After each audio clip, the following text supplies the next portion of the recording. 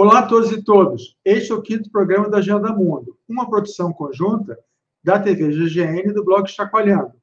O tema do programa de hoje é a contaminação de alimentos e da água no Brasil por agrotóxicos. Mas antes de mais nada, eu gostaria de explicar o motivo da interrupção do programa por várias semanas. Resumindo, o meu computador e o webcam de trabalho foram roubados. E depois o novo computador veio com defeito. Foi uma bela chacoalhada. Mas, vida que segue. O nosso entrevistado é o professor Marcos Pedlowski, da UENF, a Universidade Estadual do Norte Fluminense. Formado em Geografia pela UFRJ, o professor fez seu doutorado em Planejamento Ambiental pela Universidade de Virginia Tech, nos Estados Unidos. Através de seu blog, Pedlowski está na linha de frente do movimento que procura fazer com que as autoridades sanitárias brasileiras regulamentem o uso dos agrotóxicos, também chamado de pesticidas e defensivos agrícolas, e proíbam aqueles que tragam mais riscos à vida e à saúde da população. Há poucos dias, foi aprovado na Câmara o texto básico do projeto de lei 6.299/2002, conhecido como Pacote do Veneno, que, dentre outras medidas, transfere para o Ministério da Agricultura a decisão de autorização e comercialização de agrotóxicos no país. Com isso, IBAMA e Anvisa deixariam de ter a decisão final, mesmo que ainda possam manter alguma responsabilidade em analisar e estabelecer exigências aos produtos. Peço audiência para dar os likes, compartilhar o link do programa e contribuir para o canal da TV GGN, o que pode ser feito por Pix através da chave jornalggn@gmail.com ou através do Catarse, como pode ser visto nesta tela. Após esta breve introdução, vamos então à nossa entrevista de hoje. Professor Pedlowski, seja muito bem-vindo ao Agenda Mundo. Rosenthal, muito obrigado pelo convite e eu espero que essa nossa conversa seja interessante e útil para todos os que acompanham o programa e aqueles que vão acompanhar, porque é uma das maravilhas da internet que está sempre rodando, né? Então, vamos lá. Professor, ao longo dos anos, tanto o IBAMA como a Anvisa permitiram que a contaminação de alimentos e da água atingisse níveis alarmantes. Sugiro, então, que comecemos por avaliar algumas situações que antecedem o governo Bolsonaro.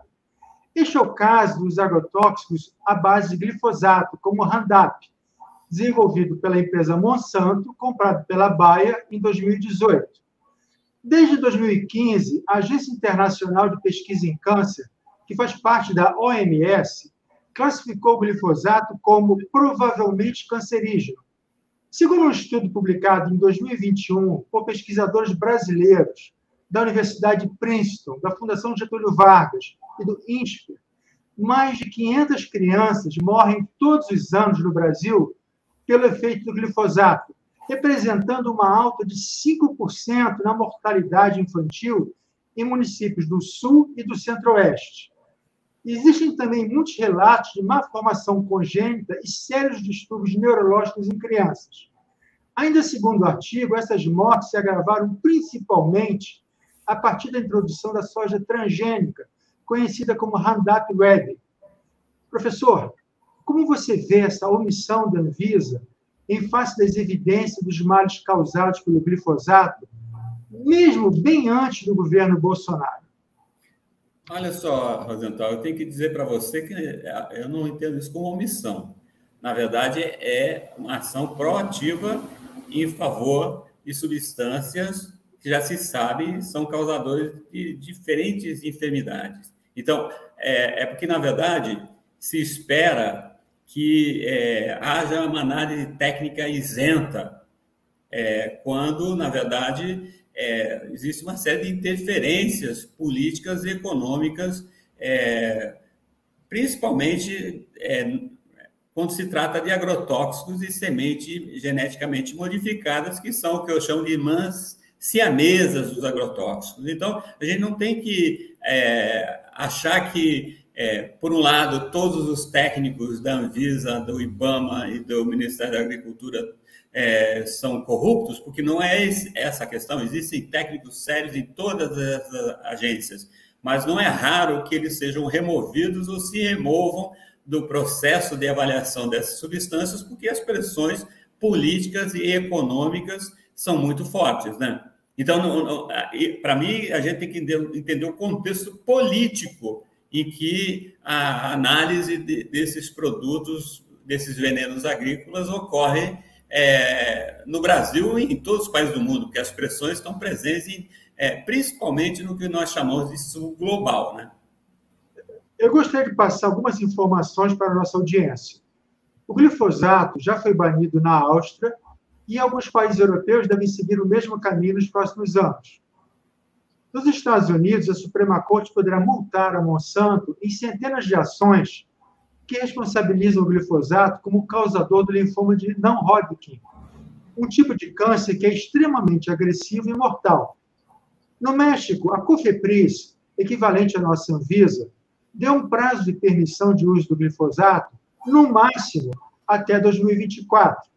Mas a Monsanto Bayer e a lobista CropLife America atuaram junto ao governo dos Estados Unidos para que o México fosse ameaçado de retaliações nos acordos comerciais. Isso segundo o jornal britânico The Guardian.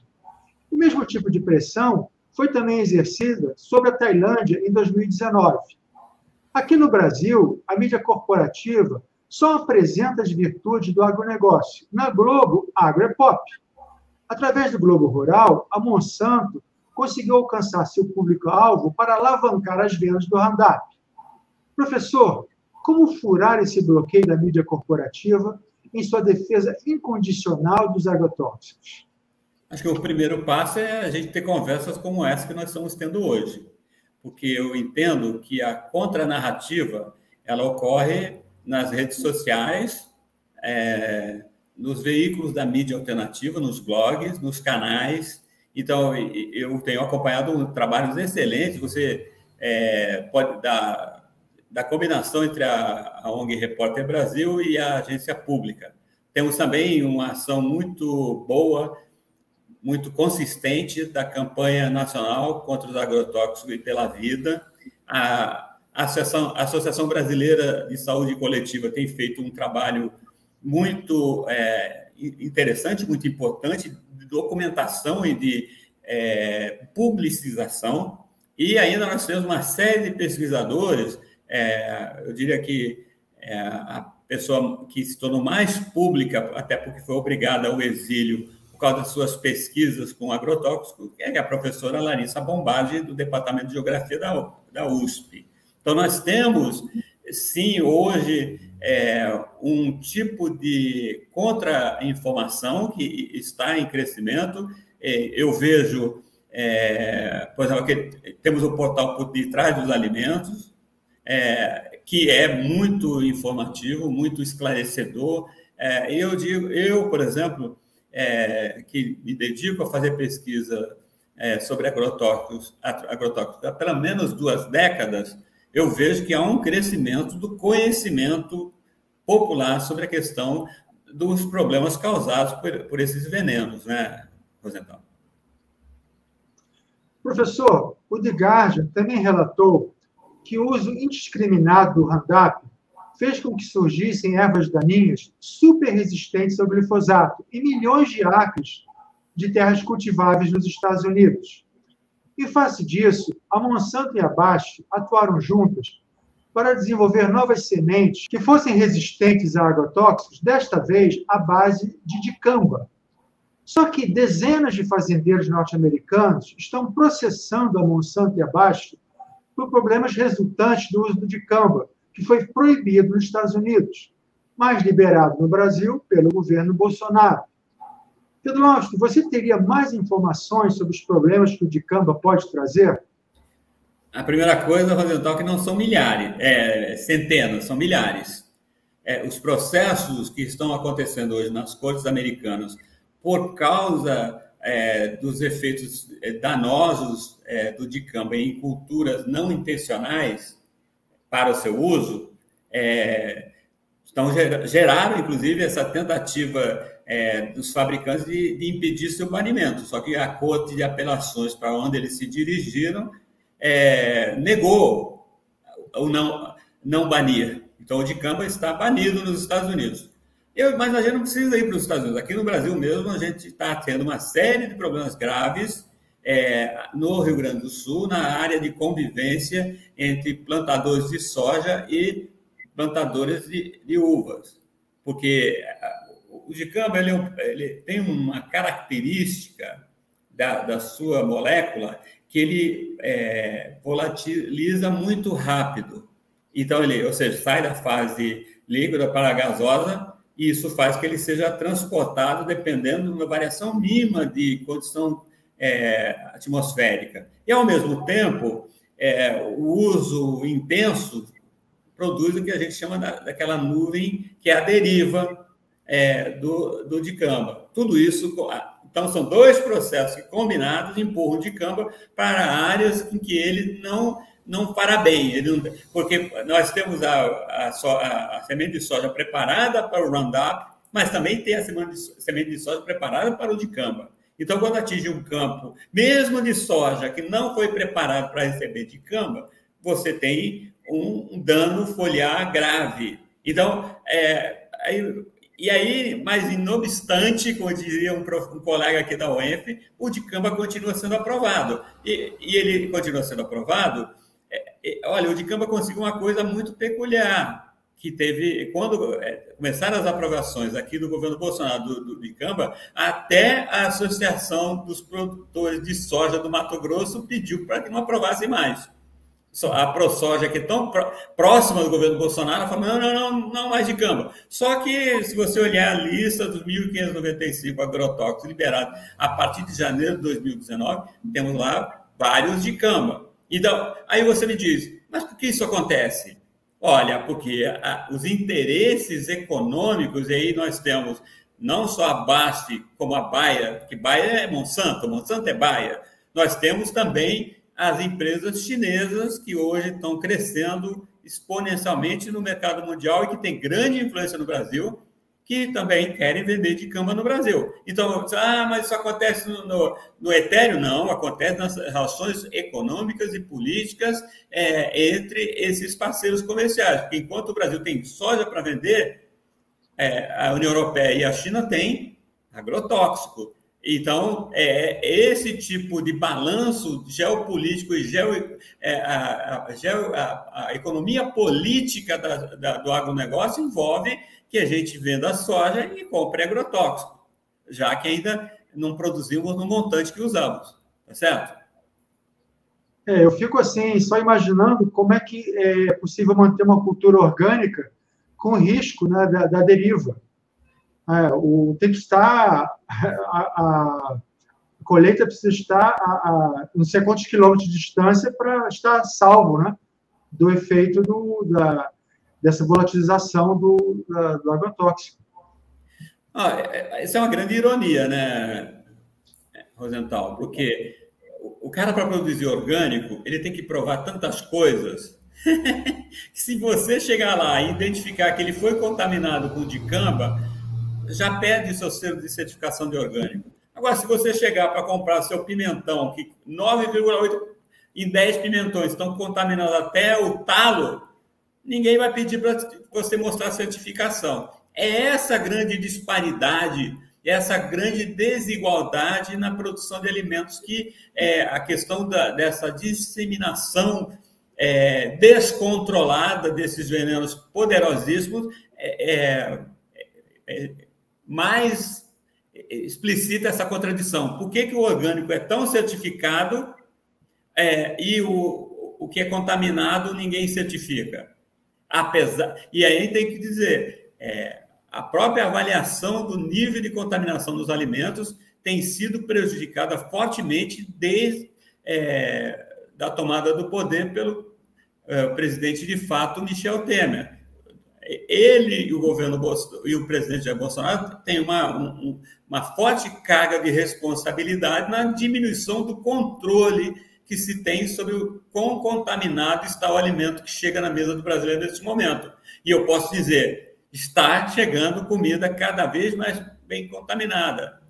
E não sou eu quem digo, é o próprio Ministério da Agricultura que acabou de liberar, no final do ano passado, um relatório reconhecendo ampla contaminação até por agrotóxicos não aprovados para determinadas culturas que estavam chegando nos alimentos que a gente está comendo. Então, essa é uma situação aguda no Brasil nesse momento. E aí eu digo, nesse caso, o agro não tem nada de pop, o agro tem muito de tóxico, tá, Rosenthal? Sim. Bom, agrotóxicos à base de clorpirifos foram proibidos nos Estados Unidos por estarem associados à diminuição do QI em crianças. Aqui no Brasil, o clorpirifos é usado em larga escala há mais de 20 anos, segundo o site Por Trás do Alimento, enquanto a Anvisa nada fez a respeito. Professor, você dispõe de informes sobre as colheitas em que o clorpirifos é usado aqui no Brasil? Temos que dizer que eu vou citar algumas que são autorizadas para uso. Nós temos também um conjunto de culturas para os quais não está autorizado o uso e mesmo assim o uso ocorre, que é uma das características nunca ditas. Aprova para uma coisa, mas quando chega na realidade de campo, pode usar em qualquer outra coisa. Eu já demonstrei isso, já documentei e já tenho artigo publicado mostrando isso. Então, agora, no que se usa clorpirifos legalmente no Brasil? Pouca coisa. Batata, café, feijão, maçã, milho, soja, trigo, pouca coisa. E aí, você fala, são as que foram autorizadas. E aí eu tenho que dizer uma coisa interessante. Como eu tenho acompanhado, eu tenho um blog e que eu lancei o Observatório dos Agrotóxicos. E aí, então, tem lá todos os 1.595 foram aprovados, todas as características principais, e se é aprovado ou não na União Europeia. O clorpirifos era tolerado na União Europeia até o final de 2020. Só que agora a União Europeia proibiu o clorpirifos lá também. E o que está acontecendo? Esse saldo está vindo para o Brasil e para outros países, como Argentina e Paraguai. Então, só para começo de conversa. Então, eu digo o seguinte, é uma coisa interessante, é o que eu chamo da dupla moral que existe das grandes corporações e seus papos de governança ecológica, governança corporativa. Se proíbe lá, manda para cá. Essa é a verdade. Então, eu diria que o clorpirifos, que é um dos detalhes, que é a questão do problema de desenvolvimento do sistema cognitivo das crianças, eu diria que o clorpirifos tem vários outros problemas. Esse é só um deles.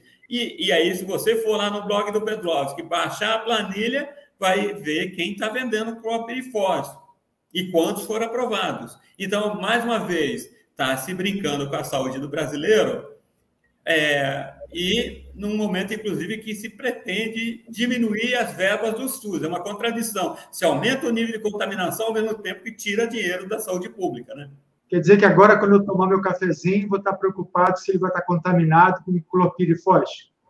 Não, eu diria para você se preocupar com dezenas de outros agrotóxicos que estão no seu café. Se você baixar na internet o Atlas dos Agrotóxicos da professora Larissa Bombardi, que é gratuito, estou fazendo propaganda dela, mas é gratuito. Aí você vai ver que ela separou uma série de culturas para ver quantos agrotóxicos elas utilizavam e quantos desses agrotóxicos estavam proibidos na União Europeia. E eu diria, só no café é uma quantidade muito grande. Então, nós não tomamos só clorpirifos, porque tem glifosato também, e aí tem vários outros. Então, é por isso que essa conversa que nós estamos tendo aqui, ela é tão importante para as pessoas, só que a maioria de nós não está ciente, porque tem outras questões muito mais prementes para resolver. Esse é um dos problemas do agrotóxico. A maioria das pessoas vai se preocupar se tem comida na mesa, vai se preocupar se tem agrotóxico na comida. É uma questão muito injusta para com a maioria dos brasileiros, né? E para com a maioria dos pobres do planeta que tem que comer uma comida contaminada com agrotóxico por causa de uma opção por um modelo agrícola, que é o modelo agrícola da Revolução Verde, que de verde não tem nada.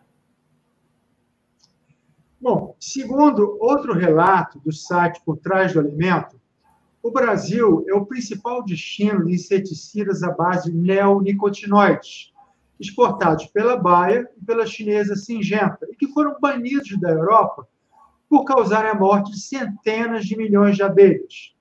Professor, sendo as abelhas fundamentais para a agricultura através da polinização, o agronegócio não está dando um tiro no pé ao continuar com o uso intensivo desses produtos? Eu não diria que não está dando tiro no pé, está dando tiro de bazuca no pé, talvez um tiro de tanque russo no pé, falando um pouco em relação ao momento que nós vivemos lá na Ucrânia. É uma situação completamente contraditória, né? Porque não são apenas as abelhas, você tem um conjunto de polinizadores benignos que estão sendo aplastados, né, por esse uso demasiado de inseticidas, e aí você vê que os únicos que ganham no final são os fabricantes, porque, por exemplo, se nós continuarmos nessa toada de extinção de polinizadores, o que vai ter daqui a um tempo, algumas empresas estão tentando. Eu fui numa feira agrícola em Portugal, tinha gente criando suas próprias abelhas. Aí o pessoal mais high-tech está fazendo abelhinhas mecânicas, ok? Então, daqui a um tempo você vai ver aqueles mini drones fazendo a polinização. Mas eu digo, nesse planeta que a gente quer viver, é um planeta que acaba com os polinizadores, daí o cara cria um drone de abelha para fazer a polinização. Então, essa é uma discussão que não tem nada a ver só com a noção de que a questão da agricultura ser ecológica tem a ver com gente que vive abraçando árvore no final de semana. A questão de uma agricultura, de um modelo ecológico de agricultura tem a ver com a sanidade de todo o planeta, porque os polinizadores não estão só na agricultura, eles estão na sustentação de ecossistemas inteiros. Se a gente perde essas populações, a gente terá uma ruptura na cadeia da vida. E aí será uma situação que, combinada com as mudanças climáticas, que também resulta desse modelo, nós teremos uma situação gravíssima do que seria uma grande onda de extinções, porque perdendo os polinizadores, como as abelhas, você perde uma série de outros elementos que estão na cadeia trófica acima dos polinizadores e abaixo. Então, essa é a questão grave, que quando você permite esses neonicotinoides em grandes quantidades, você está concordando, porque eu tenho que lembrar que tem um outro agrotóxico que nos Estados Unidos só é permitido para fazer erradicação de carrapatos, que está sendo muito usado no Brasil e já causou vários incidentes de extinção de colmeias, que é o famigerado fipronil. Então, quando a gente pensa, os neonicotinoides são... Não, tem coisa pior, e tem coisa pior sendo liberado pelo governo Bolsonaro. Quando, no início, se viu o fipronil, que era contrabandeado via o Paraguai, a ministra Tereza Cristina, não, isso não entrou legalmente, até ali, né? Porque depois que ela conseguiu aprovar um conjunto de substância com fipronil, agora você compra fipronil legalmente, não precisa mais importar clandestinamente via a fronteira porosa com o Paraguai, entendeu? Bom, a Bayer vem investindo em propaganda positiva para se contrapor à sua má imagem pela questão dos agrotóxicos. Mas a empresa também vem investindo em propaganda negativa contra jornalistas e ativistas que denunciam as ligações do Roundup com o câncer, segundo revelou o The Guardian. Existe também documentação que mostra que a Monsanto interferiu secretamente em trabalhos científicos sobre o efeito cancerígeno do Roundup. Aqui no Brasil, já foi comprovado que, no passado, lobistas da indústria do tabaco financiaram pesquisadores das nossas universidades para obter relatórios favoráveis ao fungo. Pedro, existe algum indício que lobistas dos agrotóxicos, como a CropLife Brasil, estejam conseguindo penetrar no meio acadêmico, seja através de publicações ou de congressos científicos? Olha só, a primeira coisa é que os lobistas das empresas não estão só no meio acadêmico, eles estão principalmente onde? dentro do governo federal, no governo Bolsonaro, no Ministério da Agricultura, estão no Congresso Nacional, estão no sistema judiciário. E eu diria que um dos problemas do Brasil não é tanto essa coisa de você cooptar pesquisadores, porque isso acontece em todos os países do mundo que tem algum tipo de ciência relacionada à agricultura. Tem um caso famoso lá nos Estados Unidos, que eu não lembro agora a universidade, que você tinha um grande especialista que escrevia artigos científicos, relatórios para a Agência Ambiental Americana, a EPA, atestando a segurança do glifosato, quando se descobriu que parte de tudo que ele publicava e parte do que ele atestava era oferecido e disponibilizado pela própria Monsanto. Então, essa eu não sei o que aconteceu com ele, porque lá nos Estados Unidos a coisa é um pouco mais regrada, minimamente, e quando você tem que ter separação de interesses das corporações que financiam a pesquisa, da ação de pesquisa, dos investigadores científicos, ainda que formalmente, mas existe. Aqui no Brasil, imagina nessa condição de penúria extrema das verbas de ciência, se a gente vai ter tempo para ficar controlando quem recebeu o dinheiro da Bayer ou da BASF ou da ChemChina. Isso aí, quando chega algum dinheiro, ainda tem festa. Periga, tem gente que vai lá e faz festa com garrafa de agrotóxico. Eu estou colocando uma situação extrema porque eu acho que tem um problema maior, que é a ligação umbilical das universidades brasileiras com o pensamento de agricultura americana, que começou lá na década de 50 na Harvard University, se espalhou pelos Estados Unidos. Eu cito a Purdue University, que é uma grande universidade do agronegócio, e que formou essas universidades americanas ligadas a essa mentalidade do agronegócio, formaram boa parte das gerações iniciais dos doutores brasileiros na área de agronomia, medicina veterinária e zootecnia. É só pegar o pedigree desses formadores dos cursos lá no Brasil, após a década de 70, e você vê as universidades americanas todas alinhadas aí. E aí eu vou dizer, a questão é que isso gerou uma forma de pensar a agricultura pró-agronegócio. Então, por exemplo, a Universidade de São Paulo, que trouxe e internalizou o conceito de agronegócio no Brasil, a partir da sua faculdade de economia, nem de agronomia, a faculdade de economia e administração, a FEA. Então, os primeiros grandes eventos para popularizar o agronegócio ocorreram dentro da USP. Só que até hoje a USP tem cursos voltados para a formação do agronegócio. Agora, mesmo que não seja explícito isso, quando você forma um engenheiro agrônomo que não sabe lidar com a policultura e só é formado pensando nesse pacote tecnológico, você gera um engenheiro agrônomo que está querendo servir ao latifúndio agroexportador, grandes proprietários rurais, e aí não sabe tratar com aquela agricultura orgânica, policultura. Há grande dificuldade nessa formação por uma agricultura ecológica. Aí o cara vai ter que desaprender no campo para aprender a fazer agricultura ecológica.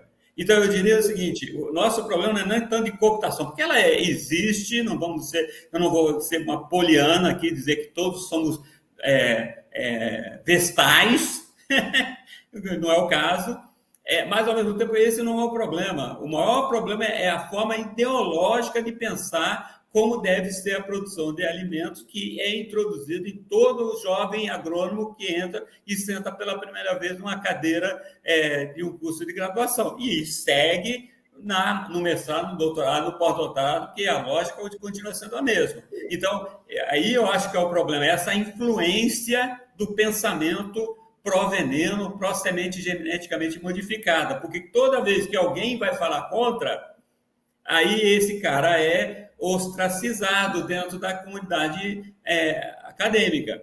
Mas por quê? Porque ele é visto como alguém que é antagônico a essa forma hegemônica de pensamento. Professor, como comparam os níveis máximos de contaminação por glifosato aceitos em produtos agrícolas e na água na União Europeia e no Brasil. Não ficam prejudicadas as vendas do setor agrícola brasileiro para mercados altamente seletivos como o europeu? Por exemplo, a Rússia já vem reclamando desde 2019 do excesso de resíduos de glifosato na soja brasileira. Olha só, Rosenthal, essa é uma questão interessante. Existem dois livros da professora Larissa Bombardi. O primeiro é um atlas, né, dos agrotóxicos e compara uma série de elementos com a União Europeia, em que eu lembro aqui do valor de tolerância do glifosato na água de torneira, que no Brasil tolera-se 5.000 vezes a mais o que é tolerado na União Europeia. E aí você tem uma série de outros agrotóxicos que determinados níveis de resíduos variam de 3.000 vezes, 1.000 vezes, 300 vezes aqui no Brasil. E isso quer dizer o quê? É que, como já tivemos sinais, temos o caso da Rússia com o glifosato, mas você tem uma rejeição crescente na União Europeia como um todo, por causa dessa combinação de glifosato e desmatamento. Então, você tem uma transição até para rações que não usam soja na Alemanha e na Noruega, e você tem um caso que é muito pouco falado, foi uma bandeira vermelha dada pelo Serviço Sanitário Russo na soja brasileira, como você mencionou, mas foi muito específico, ou diminui o nível de glifosato, ou a Rússia não comprará mais soja brasileira. E tem um outro caso que é muito pouco falado, mas é muito importante, foi da Nestlé, que levantou a bandeira vermelha para a produção de café do estado do Espírito Santo, que é usada naquelas misturas especiais das cápsulas. Então, nesse momento, não sei se a Nestlé já levantou o embargo, mas teve um embargo da Nestlé contra o café capixaba. Eu te digo o seguinte, essa discussão sobre o nível de resíduos altíssimo que está ocorrendo no Brasil vai levantar, cedo ou tarde, embargos na União Europeia, na Rússia e na China. Porque essa é uma coisa interessante. Se pensa que a China é o reino da poluição, enfim, não, os chineses estão fazendo uma transição para... tem idas e vindas, mas os chineses estão limpando a produção agrícola chinesa, estão limpando todas as importações. Então, ao mesmo tempo que eles empurram para nós, eles querem que seja feito um uso racional dessas substâncias. E eu digo o seguinte, eu não vejo sinal nenhum que o agronegócio brasileiro está levando isso a sério. Eles acham que a ideologia dominante é que todos vão continuar eternamente precisando comprar a produção brasileira, esteja contaminada até o talo ou não. Só que, por exemplo, a China já tem uma projeção em associação com a Rússia de se tornar autônoma em pelo menos 40%, inicialmente, 40% será de produção interna na China. Então, se a China for autônoma 40%, para quem o Brasil vai vender os 40% que a China deixará de comprar do Brasil? É essa a questão. Aí você fala, não, outros comprarão. Não, outros já estão fazendo os seus ajustes. Como eu já disse, em relação, por exemplo, à produção de suínos e salmão na Alemanha e na Noruega. Já existem banimentos em grandes empresas produtoras de salmão com a soja brasileira. Agora, nada disso foi assimilado. Há um comportamento como se os europeus fossem bobos e que os russos fossem bobos, quando no final os bobos somos nós. Mas eu tenho que ressaltar também que nesse processo todo eu noto, e talvez alimente essa forma de pensar no Brasil, uma dupla moral da União Europeia, porque vários dos produtos que estão banidos lá e para os quais eles estão estabelecendo níveis mais rígidos de concentração máxima de resíduos, são os que eles vêm vender aqui no Brasil. O Brasil é o segundo maior consumidor mundial, depois dos Estados Unidos, não por larga diferença, de produtos banidos na União Europeia, que são vendidos fora da União Europeia. Então, isso gera aqui uma sensação de oba-oba, não, nunca vão nos punir, nunca vão nos embarrear por causa dessa dupla moral. Mas eu tendo a acreditar que o agronegócio brasileiro está brincando com fogo, mas em mais de uma área, né? Bem, pelo menos até o momento atual, em que o pacote do veneno não foi ratificado no Senado, ainda caberia à Anvisa estabelecer os níveis aceitáveis de resíduos de agrotóxicos nos alimentos e na água consumidos no Brasil. Só que isso é algo que ela não vem cumprindo faz tempo, com graves consequências para a saúde da população. Mais recentemente, Bolsonaro indicou um militar para o cargo de diretor-presidente da Anvisa, esperando com isso exercer ingerência na agência reguladora. Mas parece que anteriormente, mesmo em governos do PT, também teria havido alguma forma de ingerência. A minha pergunta é: como se pode blindar a Anvisa dessas interferências que atendem a interesses que em nada beneficiam a saúde da população? Olha só, achar que interferência nos órgãos técnicos de avaliação de agrotóxico é coisa do governo Bolsonaro seria ingenuidade. Nós temos o caso, por exemplo, de um dos gerentes da Anvisa do governo Dilma, o Luiz Cláudio Meirelles, que foi demitido por denunciar publicamente que acho que 5 agrotóxicos tinham sido aprovados segundo estratégias pouco republicanas. Então, quem acabou demitido foi o Meirelles, que foi retornado para a Fiocruz, onde ele é um pesquisador bastante abalizado e experiente da área de agrotóxicos. Então, mas por que naquele momento... Nós temos outro caso pouco falado no governo, eu não lembro se foi no governo Dilma ou no segundo mandato do Lula, agora perdi um pouco a memória, do Gerson Campagnola, que ele foi colocado como presidente da Embrapa para tentar aproximar a Embrapa mais da agricultura familiar do que continuar servindo aos interesses do agronegócio, como historicamente a Embrapa tem feito. O que aconteceu? O Campagnola não durou muito. Então, nós temos que ver que existe uma correlação de forças, principalmente no Congresso Nacional, onde o latifúndio, o agroexportador, apesar de ser uma minoria da população, uma infinidade, a representação política deles é uma das mais poderosas. Aí eles podem fazer onde eles elegem seus deputados e senadores, nos grotões. Para mim, tanto faz. O fato é que elege e controla o Congresso. Fala-se do centrão, mas se esconde a bancada ruralista. Então, achar que depois vai se conseguir que tudo funcione de acordo, tendo esse domínio político do Congresso pela bancada ruralista é ingenuidade. Aí você me pergunta, como é que nós vamos conseguir que esses órgãos técnicos realmente consigam agir de forma técnica? Aí nós estamos falando do próprio processo de democratização do Estado brasileiro, que ainda estamos longe de termos um Estado democrático. Eu diria que essa questão, por exemplo, da excelência técnica não pode ser separada da determinação e da busca de um modelo agrícola agroecológico. Então, não é uma discussão separada de um debate nacional sobre o destino de nação. Porque existe um cientista político chileno, o Guillermo O'Donnell, muito famoso, que ele dizia que um dos problemas da América Latina é que suas instâncias democráticas, suas instituições eram muito frágeis.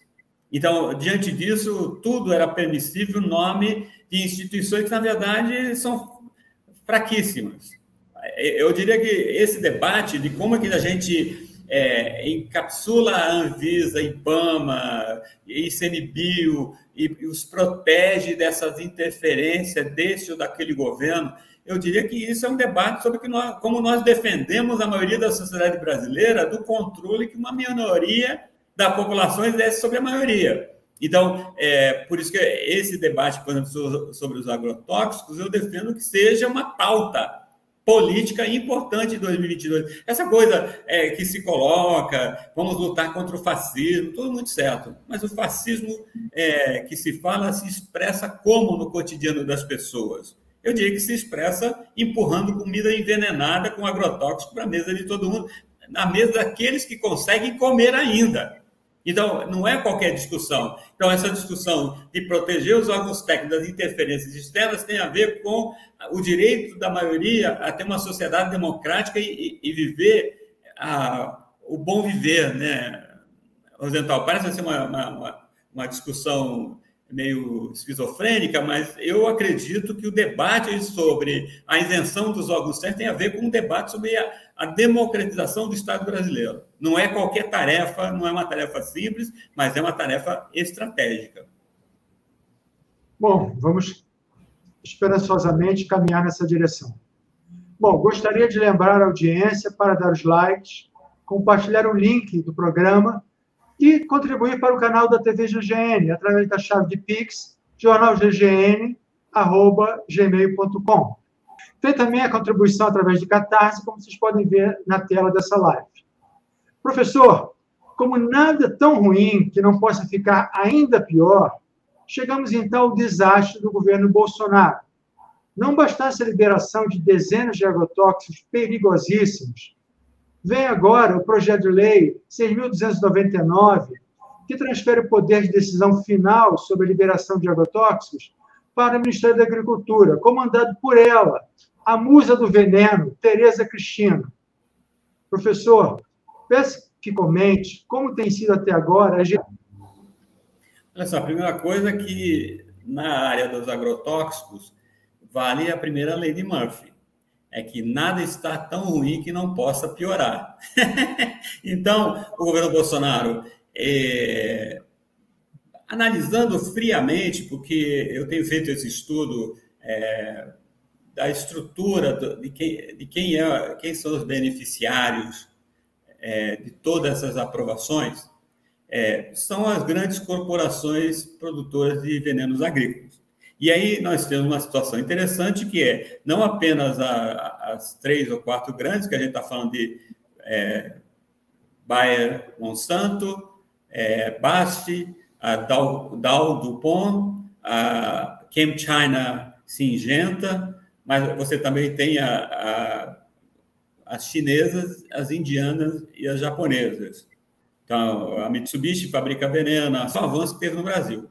Então, quando, por exemplo, o presidente Bolsonaro vai na China, ele vai lá beijar a mão do Xi Jinping, não por qualquer outra coisa. É para vender soja e comprar agrotóxicos. Então, esse é um governo, com a ministra Tereza Cristina, que tirou os intermediários. A bancada ruralista tirou os intermediários. Então, colocou logo a presidenta da bancada ruralista para depois... foi da CNA, é uma agrônoma, latifundiária, ela é tudo. E ela é uma instrumental figura nesse passa-boiada dos agrotóxicos. Então, eu tenho que lembrar, Rosenthal, que nós já estamos vivendo sob a égide do decreto 10.833, de 7 de outubro de 2021, assinado pelo governo Bolsonaro, pelo presidente Bolsonaro, que é uma garantia que o pacote do veneno já está valendo, mesmo que não esteja aprovado no Senado. Então, é uma ilusão achar que a gente ainda não conviverá com os efeitos do pacote do veneno até passar no Senado, porque tem o decreto 10.833 que já está avançando o pacote do veneno sem que o pacote do veneno tenha sido aprovado. E aí você pergunta, quais são as características do pacote do veneno que tornam assim, a situação tão preocupante? Primeiro que não vai ter mais ninguém preocupado com saúde avaliando o agrotóxico, nem meio ambiente. Só vai ter, saiu o IBAMA, saiu a Anvisa, ficou só o Ministério da Agricultura. Ou seja, sai a parte ambiental e sai a parte da saúde e fica só o agronegócio decidindo qual substância é liberada ou não. É óbvio que todo mundo que pedir registro, inclusive a legislação já prevê isso, se você não aprovar em um certo momento, até um certo ponto, aí já fica aprovado automaticamente em caráter precário. E, além do mais, temos a possibilidade do uso de uma série de aprovações precárias de agrotóxicos que são conhecidamente cancerígenos. Não é assim aqueles que a gente acha que não sei o quê. Não, não, malationa, cancerígena. Quem quer certificar a malationa precariamente até que a prova está aprovado. Então, você vai ter, eu deixei de citar aqui o caso absurdo do paraquat, que, por exemplo, foi banido na União Europeia, foi banido na China, foi banido nos Estados Unidos e foi banido no Brasil. Só que aí a bancada ruralista quer desbanir o paraquat no Brasil, sob alegações econômicas, como sempre, mas, ao mesmo tempo, eu desconfio que, se o pacote do veneno não for minimamente tamponado, você vai ter o Brasil produzindo paraquat para todo mundo que quiser envenenar e causar uns 10 ou 15 tipos de doença na sua população. Esse é um projeto. O Brasil se tornar um produtor daqueles agrotóxicos que ninguém vai poder produzir mais. Isso está no pacote do veneno, ainda que venha com essa linguajar de modernização, cuidado. Não tem nada disso, porque o nome é engraçado, defensivos agrícolas. Ou que defensivo? O que o agrotóxico tem de defensivo? Ele é muito agressivo. Então, o outro, assim, quando você usa para ambientes florestados, é melhorador ambiental, uma coisa assim. Vai melhorar o quê? Vai cair todas as folhas, vai matar todos os bichos, isso é melhoria ambiental. Aí eu te digo, nessa situação, como a gente sabe que existe uma economia política do alimento, uma economia política do sistema de produção de alimentos, o Brasil pode ficar numa situação daqui a um tempo que, tendo aprovado todos esses venenos, tendo contaminado rios, florestas, do que sobrar de floresta, água, ar, aí vamos falar assim, ó, Brasil não vende mais para nós. Aí vamos fazer o quê? Com a contaminação, com o desmatamento, com o trabalho escravo, que tudo isso está gerando. Então, essa é uma questão que tem que ser colocada de frente. Não é uma questão assim de menor, não é questão para ecologista, não é questão para abraçador de árvore. Essa é uma questão que deveria estar sendo colocada como uma das pautas principais, porque eu quero saber se o que eu estou vendo acontecer, porque não é assim, Rosenthal, estão ameaçando fazer. Alguns países já estão fazendo, só que não estão sendo levados a sério. Então, mas quando começar um movimento global, por exemplo, o pacote do veneno, olha só que maluquice, o pacote do veneno já está servindo para os oponentes do acordo da Mercosul-União Europeia, no Parlamento Europeu, falar assim, ó, enquanto não tirarem o pacote do veneno, essa legislação, esse acordo não caminha dentro do Parlamento Europeu. Aí é o seguinte, será que os líderes do Congresso Nacional não sabem disso? Não existe lá os assessores que falam, isso vai melar o acordo com o Mercosul. Daí o cara vai fazendo, não, vamos vender para os árabes e para os chineses. Isso deveriam estar lendo os documentos emitidos pelo presidente Xi Jinping. Entendeu? Se não estão lendo, deveriam ler. Porque aí porque você fala assim, não, essas previsões... Eu, por exemplo, Rosenthal, detesto fazer previsão correta, mas eu dei uma entrevista no Jornal Diário de Notícias em Portugal, no início de janeiro de 2019. Eu fiz uma série de previsões lá sobre o que ocorreria na Amazônia com a pesquisa, com o cientista. E sabe o que aconteceu? Eu acertei todas. Porque existe um método, né? A gente não vive no etéreo. Como pesquisadores, nós temos a obrigação de termos uma análise ancorada na realidade. Então, não precisa ser minimamente nem um Einstein, que eu quero dizer, para você fazer previsões como as que eu estou fazendo aqui, ou das análises que eu estou fazendo aqui. É porque a gente tem que olhar e ler o que está acontecendo. E não é apenas... por exemplo, saiu a Fundação Heinrich Böll, publicou esse ano, está em alemão, o Atlas do Pesticidas 2022. Então, se você chegar lá na internet, Pesticides Atlas 2022, você baixa lá um documento, amplíssimas informações sobre a contaminação ambiental, sobre adoecimento, sobre quanto está sendo consumido. E isso vai para onde? A Fundação Heineken-Böll vai mandar para dentro do Parlamento Europeu. E não é à toa que você já tem todo mundo pedindo para traduzir, pelo menos para inglês, né? Então, eu diria que existe uma série de movimentos de mudança e de cobrança por mudança que vão acabar atingindo o Brasil em cheio. Mas internamente, isso não quer dizer que nós não temos que fazer esse tipo de conversa que nós fizemos hoje e que nós não temos que pressionar por uma pauta política que recoloque a produção agrícola ecológica como aquela que nos faria melhor. Por exemplo, o movimento dos trabalhadores rurais sem terra é o principal exportador brasileiro de arroz produzido ecologicamente.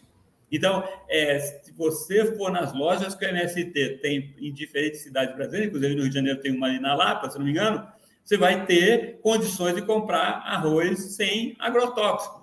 Bom, se o MST e seus assentamentos chegarem a esse nível de aperfeiçoamento do sistema produtivo, por que nós não podemos ter as grandes empresas agrárias brasileiras, os grandes latifúndios, repensando a forma de produzir alimento? E eu quero terminar essa fala aqui dizendo que a propaganda é que o agrotóxico é necessário para produzir comida saudável. Eu queria saber em que planeta do universo o agrotóxico produz comida saudável. Agrotóxico é a antítese da comida saudável. E nós temos, aqui no Brasil, um processo de resistência. O MST explicita um que é já mais estruturado, mas você tem um amplo movimento das chamadas sementes crioulas, que são incrivelmente resistentes a ataques das chamadas pragas agrícolas sem o uso de agrotóxicos. Então, você vem me dizer o seguinte: se existe esse movimento, se tem gente plantando sem veneno, por que nós temos que estar condenados a comer uma comida altamente envenenada? Não há nenhuma lógica para isso, a não ser que a gente compre essa ideia de que o agro é pop. Mas eu espero que depois dessa conversa, quem nos assistir já saiba que não é pop, é tóxico. Agora, para se conseguir uma transição, né, para um uso menos intensivo de agrotóxicos, de forma que a gente possa caminhar para um padrão europeu, digamos, né, de contaminação de resíduos de agrotóxicos na água e na comida, né, nos alimentos, como se fazer essa transição sem prejudicar a economia nas regiões produtoras, sem comprometer a produção de alimentos no país, né? Essa é uma questão que sempre vai ser colocada, né, em defesa do uso dos agrotóxicos. A questão da economia das regiões produtoras e da produção de alimentos, que vai ser comprometida. Você teria algo a dizer sobre isso? Olha só, eu quero dizer o seguinte, que existe uma grande falácia em torno do agronegócio. O que é agronegócio, aí eles falam assim, dentro da porteira, fora da porteira. Então, o que é fora da porteira? Quem produz semente, as traders que colocam a produção nos mercados globais, aqueles que fazem a especulação dos mercados futuros, tudo é agronegócio. Quem produz o trator, e quem dentro da porteira, aí é outra parte do agronegócio. Todo mundo é agronegócio. Mas vamos decompor quem realmente entra nessa conta e ver se realmente é negócio ou é agro. Ok? Isso é uma primeira discussão. Uma outra discussão é o seguinte, nós temos que fazer um balanço. Quanto custa o agronegócio para o Brasil? Por exemplo, agrotóxico é completamente isento de ICMS. Tem um perdão fiscal, um perdão tributário com o agrotóxico. Quantos bilhões a gente perde por ano na cadeia do agrotóxico, sem taxar essas empresas? E aí, por exemplo, por que toda essa parte de exportação com a Lei Candir pouco é taxado? Quanto custa para o país? Quanto custa tocar essa máquina? Mas eu digo, quanto custa, por exemplo, hoje você tem uma diminuição da área plantada dos alimentos? para a maioria da população. Porque é isso que está acontecendo. Quanto mais se planta soja, menos se planta feijão. E aí o Brasil virou, há alguns anos, importador até de feijão preto. Aí a feijoada é russa ou é chinesa. E aí qual é a graça disso? Para a gente poder vender... o Brasil não está vendendo alimento. O Brasil está vendendo grãos que vão virar ração animal. Então, esse é um engodo. A gente tem que requalificar o debate, superar essa falácia. E eu diria para você que se, incrivelmente, se você for ver os investimentos de crédito rural durante o governo Bolsonaro, mas no governo Temer, mas em todos esses governos anteriores, mas é mais gritante agora, quanto entrou para o investimento para a produção de alimentos no mercado interno, sendo que a agricultura familiar, pelo último censo agropecuário feito pelo IBGE, a agricultura familiar representa 70% do aporte dos principais alimentos na mesa do brasileiro. O agronegócio não contribui para a produção de alimentos que vão chegar na cesta básica do brasileiro. Quem faz isso é a agricultura familiar. E como é que você me explica que no governo Bolsonaro o crédito para a agricultura de exportação tem aumentado e o crédito para a agricultura familiar tenha secado? Aí você fala, pô, está muito cara a comida. É óbvio, se o pequeno agricultor não tem crédito, como é que ele vai plantar? E essa é uma decisão muito clara do Ministério da Economia do senhor Paulo Guedes. Apoiar o latifúndio agroexportador e apertar o garrote no pescoço do agricultor familiar. E aí é que a gente vai no supermercado, aí você ainda toma um café de péssima qualidade, porque a gente só sabe que é um café bom quando a gente vai no exterior e eu quero um café. Aí você toma um café, isso é café. Não é? Aí você vai no supermercado hoje e compra meio quilo de café, 1 quilo de café, vamos lá, R$20, R$30. Isso, o trabalhador brasileiro que ganha um salário mínimo não pode tomar nada que possa ser chamado de café e botar junto com o café o pãozinho. Essa é a lógica que está dominando. E eu digo, é isso que nos interessa? E é óbvio que o modelo agrícola não vai ser alterado enquanto você não tiver uma mudança da estrutura fundiária e que você continuar com das concentrações fundiárias mais altas do planeta. A gente, até um tempo atrás, só perdia para a África do Sul e Venezuela. Não tenho certeza se a gente já não ganha deles, em concentração. Fora todo esse processo de grilagem de terras públicas que estão acontecendo na Amazônia nesse momento. Não é pequeno agricultor que está indo lá jogar agrotóxico de avião para derrubar a floresta depois, com certeza. Como não é garimpeiro que constrói pista para tirar ouro para vender na Itália. Também não é. Então, eu diria que a gente tem que superar essa fantasia que o agronegócio, quem alimenta, quem quer que seja. O agronegócio brasileiro alimenta os porquinhos chineses, as vacas chinesas, os porquinhos alemães, até agora. Você entende o que eu estou falando, Rosenthal? Vamos parar. Essa é uma fantasia que é montada à custa de muito agrotóxico, desmatamento, trabalho escravo, fome, desemprego. Essa é a realidade. E então, a gente começou falando de agrotóxico, mas o agrotóxico é apenas um dos elementos de uma cadeia de desconstrução de possibilidades de agricultura que realmente alimentem o brasileiro e que baixem o valor da cesta básica, que hoje está impossível para o trabalhador na sua maioria. Então, por que adianta você ser o maior exportador de tudo se a gente tem multidões de brasileiros passando fome nesse momento? E daí você me fala, mas o agronegócio tem a ver o que com isso? Eu diria, tem a ver tudo com isso. O agrotóxico e a semente geneticamente modificada tem alguma coisa a ver com isso? Tem tudo a ver com isso, ok? Porque eu tenho eu dou um curso aqui na UENF e que eu mostro uma transparência sobre produção agrícola no globo, e aí eu mostro que a cadeia de ganhos Quem mais ganha, inclusive, quem menos ganha, óbvio, é o agricultor, o proprietário rural, é o que ganha menos, né? Mas lá no final, aquele que ganha mais é quem? As grandes cadeias de venda, o Walmart, a Tesco, ou seja, você vai tendo um ganho exponencializado na estrutura de circulação do alimento. Então, vamos parar com essa ideia que é isso que nos serve, porque isso não serve à maioria dos brasileiros, isso não serve à maioria dos povos que estão no chamado sul global. Isso é um modelo que só faz aumentar a concentração de riqueza dentro do sistema econômico global. É só isso. Além de poluir, desmatar, gerar violência, como a que nós estamos vendo em diferentes partes do Brasil, nesse momento, contra aqueles que resistem exatamente contra esse modelo. Bom, estamos chegando perto do final do programa.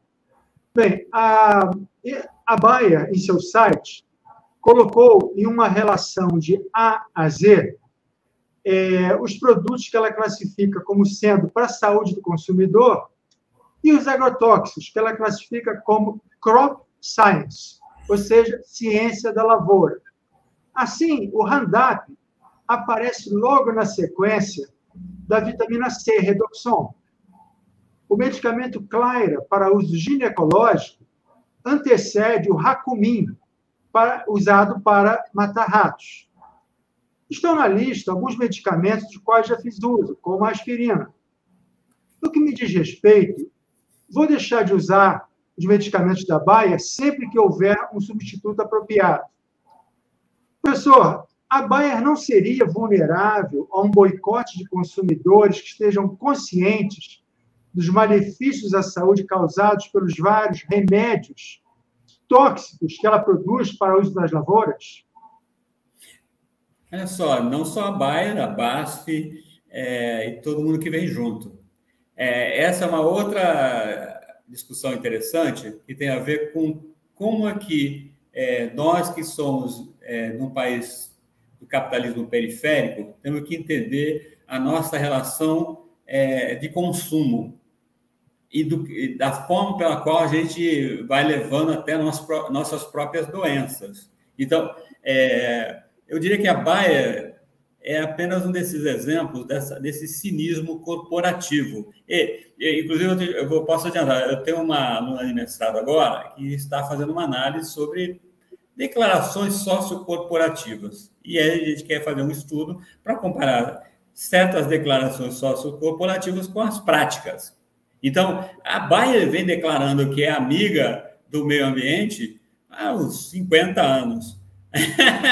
Pelo menos, que já se tocou. Mas, de amigo do meio ambiente, a Bayer não tem nada. Então, mas não é só a Bayer, é essa forma de produzir, essa forma de viver. Então, eu tinha que falar para você que eu tenho que citar, até porque eu tenho lido recentemente o Aníbal Quijano, que falava que nós temos que ter uma forma descolonizada de viver. O problema da gente aqui e olha que, como eu já vivi 7 anos nos Estados Unidos, já passei temporadas na Europa, eu tenho que sempre dizer, como é que você pode falar isso de um pensamento descolonizado? Se você é o próprio, tem a cara do colonizador.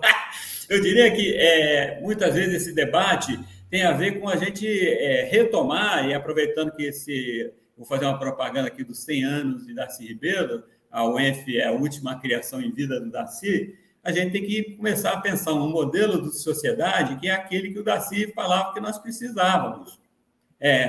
Só que, para nós recuperarmos, não só o Darcy, Florestan Fernandes, Celso Furtado, Rui Mauro Marini, são gigantes do pensamento nacional que pensavam um Brasil que pudesse ter uma saída melhor, não só para os seus habitantes, mas para os seus vizinhos.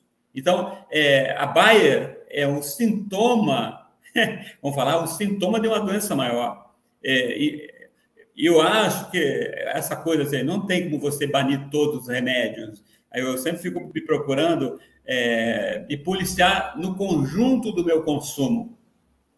Mas a gente nós que temos salário e alguns aposentadoria, vamos falar, eu consumo, sou obrigado a consumir.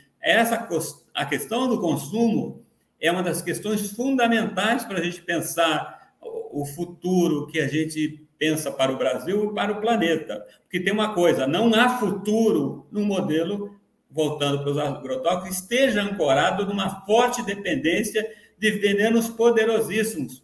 E aí você fala, não, toma baia que cura. Mas a baia é que envenena.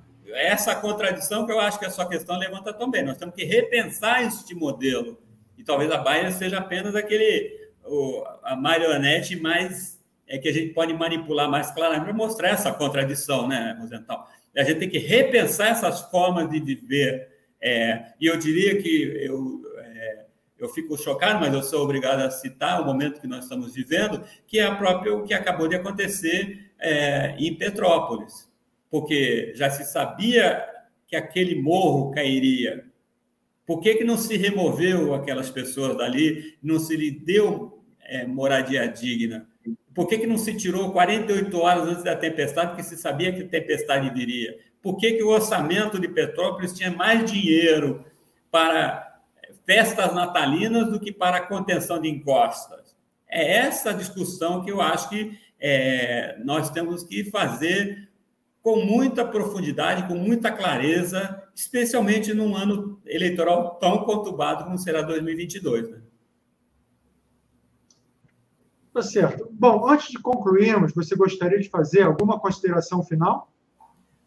Não, eu queria agradecer o convite que você me fez, a essas perguntas tão desafiadoras e me colocar à sua disposição para voltar em outras edições, caso você ache que eu tenho coisas a contribuir nesse tópico e em outros, porque eu tenho acompanhado o seu esforço, né? E acho muito legal que você tenha caminhado por uma via tão proativa de reflexão, né? E eu sou um fã do blog Chacoalhando e tenho visto esses trabalhos que você tem feito aqui no canal do GGN e, então, agradecer e me colocar à disposição. Não, eu que agradeço muito pela sua participação, gostaria de tê-lo de volta, com certeza, né? Estou certo que essa participação vai contribuir para uma maior conscientização de que algo precisa ser feito com urgência para regulamentar o setor de agrotóxicos no Brasil. E até o próximo programa.